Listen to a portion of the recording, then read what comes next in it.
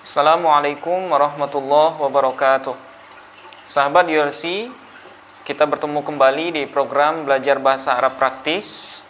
Pada pertemuan sebelumnya kita sudah membicarakan terkait dengan pembahagian kata dasar dalam bahasa Arab, di mana kata dasar yang umum dipahami atau pendapat yang sering kita gunakan adalah pendapat yang menyebutkan kata dasar dalam bahasa Arab itu adalah fi'il madhi. Kemudian fi'il madhi itu pun terbagi menjadi dua, ada yang jamid, kemudian ada yang mushtaq. Dan pada kesempatan kali ini kita akan membahas apa saja bentuk-bentuk perubahan dari fi'il madhi yang mushtaq sebagaimana yang pernah kita sebutkan. Nah, dalam bahasa Arab, pola atau perubahan bentuk dari kata dasar itu disebut juga dengan istilah sighat. Ya, disebut juga dengan istilah sighat. Nah, dalam ilmu sharaf secara umum sighat itu bisa kita bagi menjadi 11 jenis. Ya, mulai dari fi'il madhi, fi'il mudhari sampai kepada yang disebut dengan ismul alah. Nah, sekarang kita akan jelaskan secara detail, secara satu persatu. Mudah-mudahan bisa diikuti bersama. Pertama, sighat itu bernama fi'il madhi, al-fi'lul madhi. Nah, ini merupakan kata dasar seperti yang kita jelaskan, yaitu kata kerja yang mengandung makna perbuatan pada masa lalu. Nah, contohnya misalnya doroba, kita terjemahkan telah memukul. Ya, telah memukul. Jadi setiap fi'il madhi itu kalau kita terjemahkan ada makna telahnya atau sudah gitu ya. Oke. Kemudian yang kedua, sighat yang kedua itu namanya al-fi'lul mudhari'. Fi'il mudhari', yaitu kata kerja yang menunjukkan masa sekarang ataupun masa yang akan datang. Nah, sehingga kalau kita terjemahkan, misalnya lafaz yadribu merupakan fi'il mudhari' dari dharaba, maka artinya adalah sedang atau akan memukul. Sedang atau akan memukul. Nah, itu namanya fi'il mudhari'. Kemudian yang ketiga disebut dengan masdar. Ya, masdar. Apa itu masdar? Yaitu kata benda yang mengandung makna kejadian tapi dia tidak diikuti oleh keterangan waktu. Nah, sehingga masdar ini pada dasarnya maknanya sama dengan fi'il, tapi bedanya dia tidak mengandung keterangan waktu. Nah, misal contohnya dorban. Ini merupakan masdar dari doroba. Nah, terjemahannya biasa saja, dorban, memukul. Ya, atau pukulan. Nah, itu disebut dengan masdar. Kemudian yang keempat ada lagi yang disebut dengan al-masdarul mimi atau masdar mim ya. Sama dengan masdar, bedanya masdar mim adalah masdar yang diawali oleh huruf mim. Nah, itu makanya dia disebut dengan masdar mim. Nah, apa contohnya? Madroban. Madroban. Nah, ini disebut dengan masdar mim. Dia mengandung makna kejadian, diawali oleh huruf mim, tapi tidak diiringi oleh makna waktu sekarang, dulu ataupun yang akan datang. Nah, itu masdar mim. Kemudian yang kelima ada namanya ismul fa'il. Ya, ismul fa'il. Apa itu isim fa'il? Yaitu kata benda yang mengandung makna pelaku perbuatan.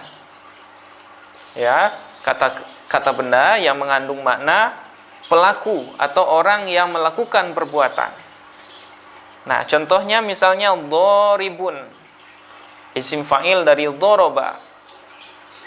Nah, terjemahannya adalah orang yang memukul. Orang yang memukul. Dharibun.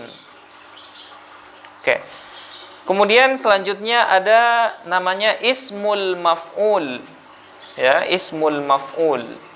Kebalikan dari isim fa'il. Apa itu isim maf'ul?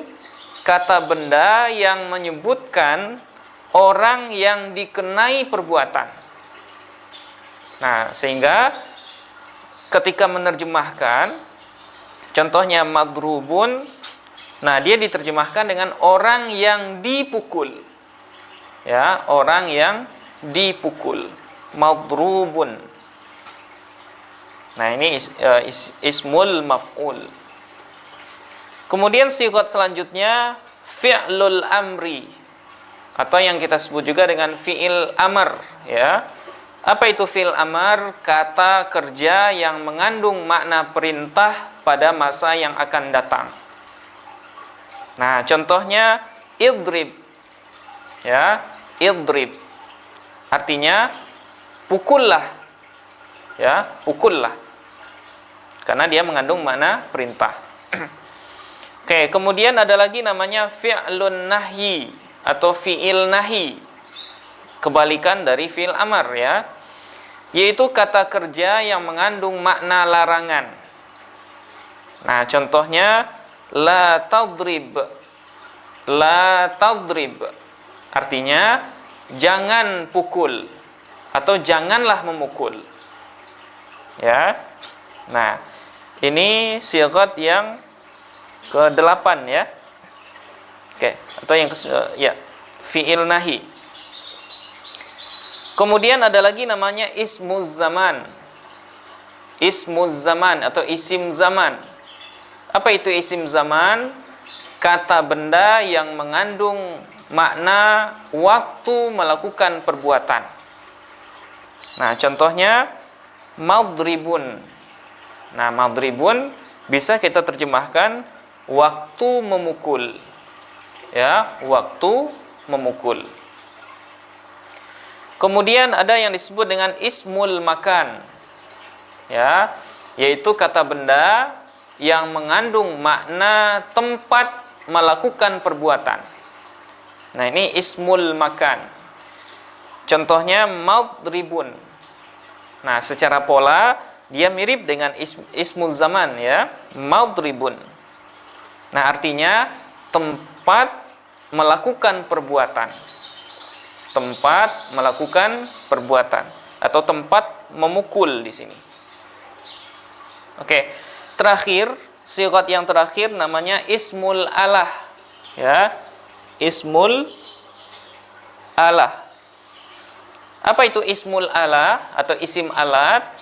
Yaitu kata benda yang mengandung makna alat untuk melakukan perbuatan.